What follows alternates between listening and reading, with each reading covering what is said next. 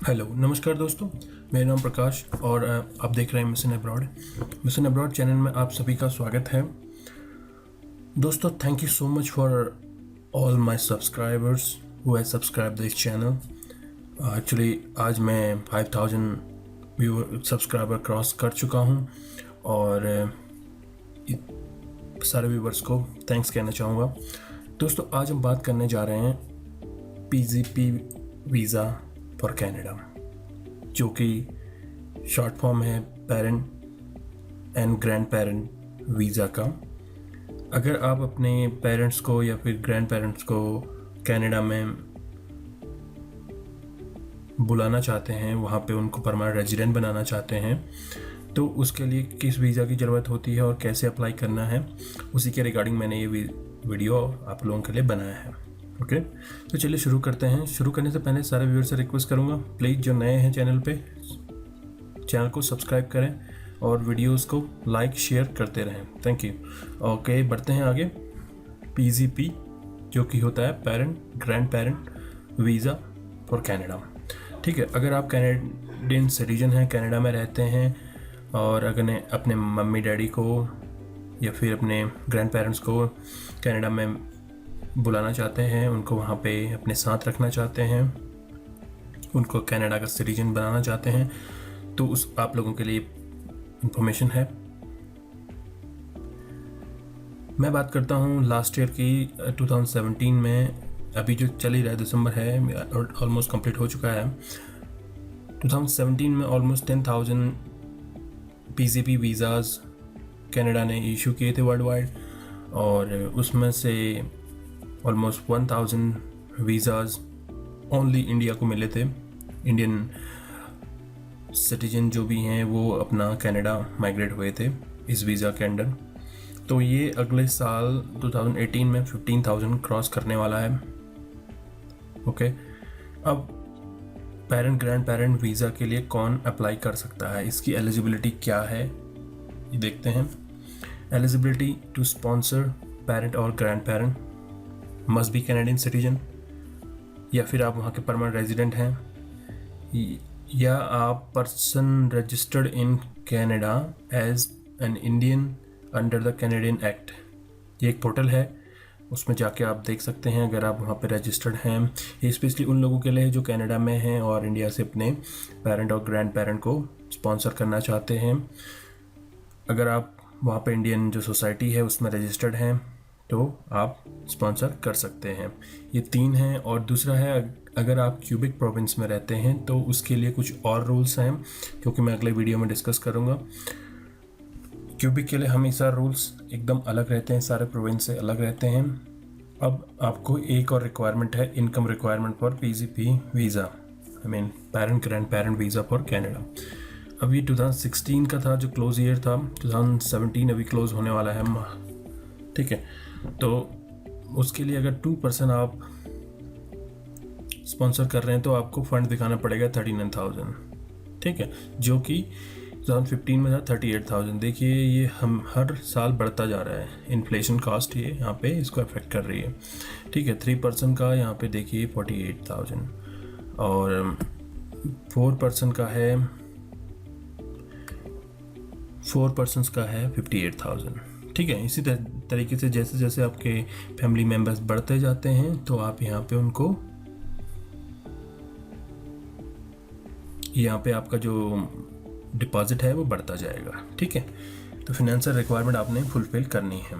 अब देखिए, अगर आप स्पॉन्सर कर रहे हैं अपने ग्रैंड पेरेंट्स को या पेरेंट्स को, तो उसके लिए क्या ये फैमिली क्लास, जो कनाडा का फैमिली क्लास वीज़ा है उसी के अंडर आता है।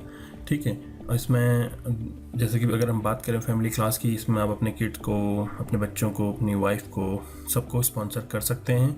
बट यहाँ पे हम सिर्फ अभी parent and grand parent visa की बात कर रहे हैं। ओके, अब स्पॉन्सर की रिस्पॉन्सिबिलिटी क्या है?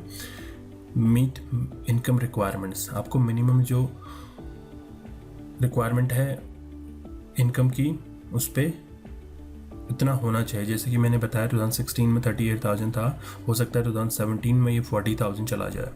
ठीक है, तो आपने इसके अकॉर्डिंग आपने उनकी वेबसाइट चेक करनी है CSE.gc.ca, वहाँ पे जाके आपने चेक करना है कि 2018 की रिक्वायरमेंट क्या होगी, ठीक है। उसके बाद है support the person and dependent financially. आपने जो भी आदमी को आप स्पॉन्सर कर रहे हैं, पेरेंट ग्रैंड पेरेंट को स्पॉन्सर करेंगे, तो उस केस में आपने उनको फाइनेंशियली सपोर्ट करना है, ठीक है।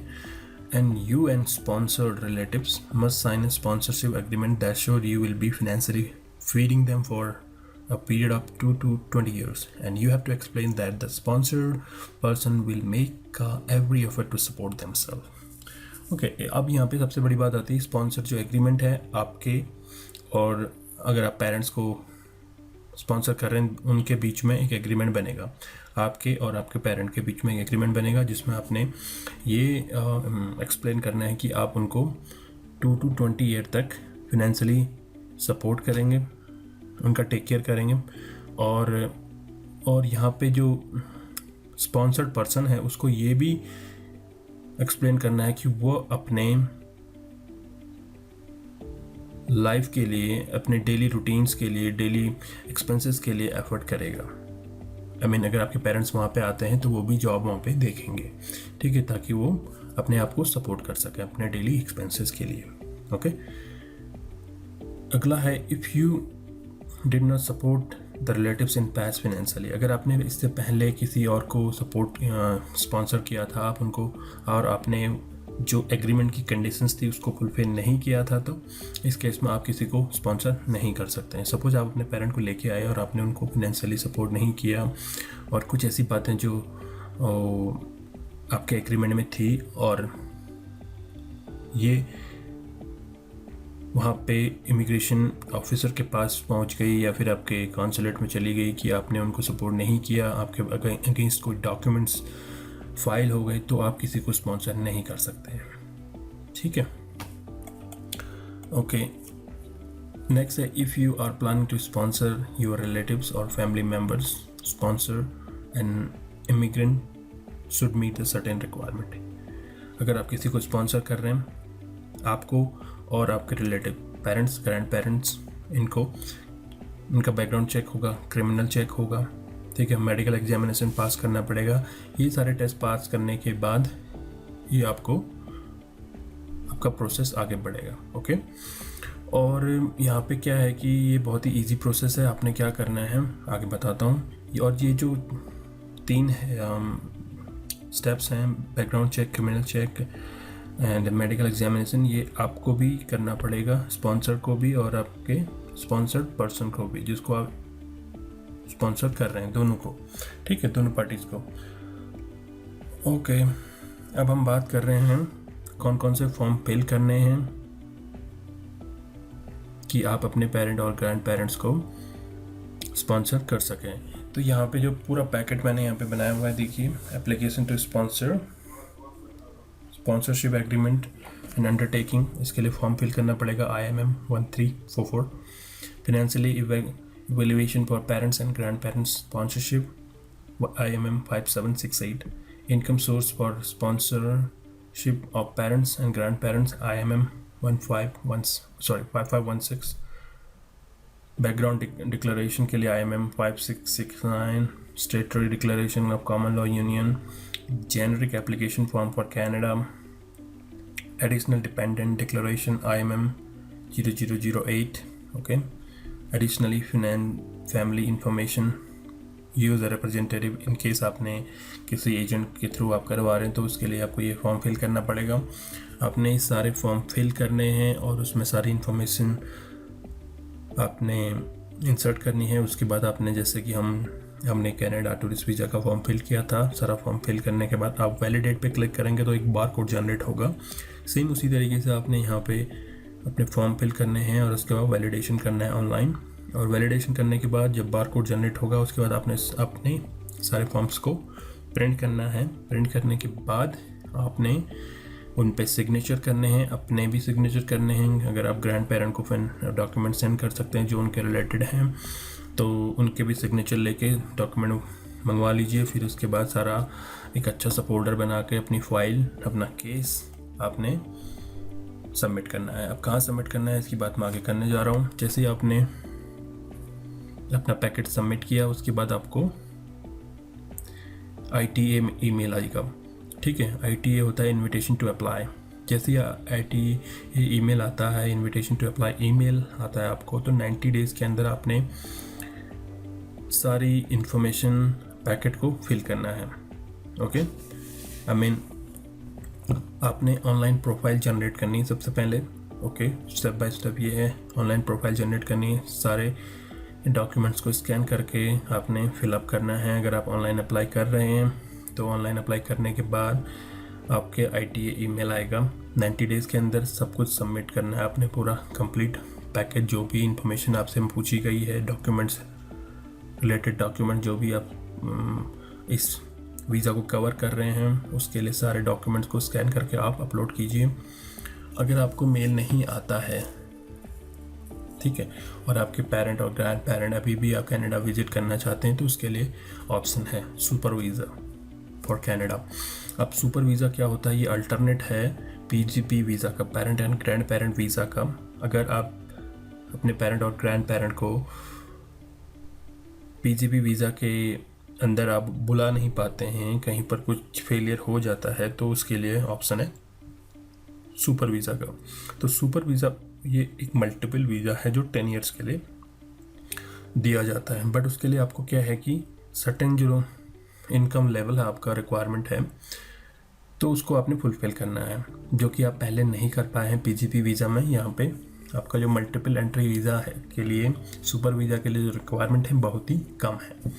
ओके, इन केस कोई भी फेलियर आ जाता है आपका PGP वीज़ा में, तो आप सुपर वीज़ा के लिए अप्लाई कर सकते हैं। अब सुपर वीज़ा क्या है, कैसे वर्क करता है, तो मैं इसको अगले अपने वीडियो में इस पर बनाऊँगा सुपर वीज़ा के लिए, उसमें एक्सप्लेन करूँगा। ओके, तो ये अल्टरनेट है PGP वीज़ा का सुपर वीज़ा। ठीक है, अब ये आपको 10 ईयर्स के लिए मिलेगा, और 10 ईयर्स में अगर आप कनाडा एंट्री करते हैं तो 2 साल बिना इंडिया गए या फिर बिना का वापस लौटे, आप 2 साल कंटिन्यू रह सकते हैं इनिशियल एंट्री पे। ठीक है, तो आपका ये जो वीज़ा है 10 ईयर्स के लिए, और 2 ईयर्स आप कंटिन्यू रह सकते हैं कनाडा में। ओके, अगर आप वर्क करना चाहते हैं वर्क भी कर सकते हैं। ओके, तो ये है, once sponsor filled all the documents then you will have to mail documents to case processing centre Ontario. ठीक है, आपने सारे डॉक्यूमेंट्स फिल कर लिए, ऑनलाइन अप्लाई करने के बाद आपको ITA ईमेल आ गया। उसके बाद आपने सारे डॉक्यूमेंट की फ़ाइल जो बना रखी है उसको केस प्रोसेसिंग सेंटर ओंटारियो में आपने मेल करना है, या फिर आप वहाँ पर जाके डायरेक्टली डिपॉजिट भी कर सकते हैं। Application for spouse, common law partner, dependent children के लिए ये है। ठीक है, और अदर फैमिली क्लास एप्लीकेशन, अगर आप पेरेंट ग्रैंड पेरेंट की बात करें तो ये PO बॉक्स नंबर है, आपने यहाँ पे मेल करना है। कुरियर एड्रेस ये है यहाँ पे, यहाँ से आप कुरियर कर सकते हैं, और delivery between Monday to Friday 8 AM to 4 PM है। तो आपने क्या करना है, सबसे पहले ऑनलाइन अप्लाई करना है। ऑनलाइन अप्लाई करने के बाद जब आपके पास इनविटेशन टू अप्लाई ईमेल आ जाएगा, उसके बाद सारे डॉक्यूमेंट्स आपने अपलोड करने हैं, और अपना अच्छी सी एक फाइल बना के आपने केस प्रोसेसिंग सेंटर में मेल कर देना है। और जैसे मेल होता है तो आपका केस पूल में चला जाएगा, और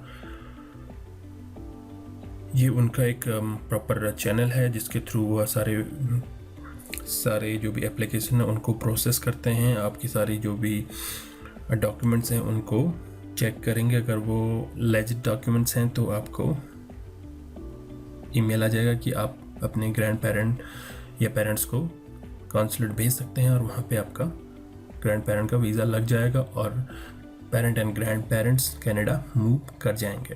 तो ये तो था आपका parent and grand parent visa for Canada. Very easy process, अगर आप वहाँ पे परमानेंट रेजिडेंट हैं, ओके, या फिर वहाँ के परमानेंट सिटीजन हैं, तो आप उनको स्पॉन्सर कर सकते हैं। तो दोस्तों, उम्मीद करता हूँ आपको ये इन्फॉर्मेशन पसंद आई है, आपके लिए बेनिफिट है, और तो मिलता हूँ अगले वीडियो में। तब तक के लिए thank you, have a good day, bye bye.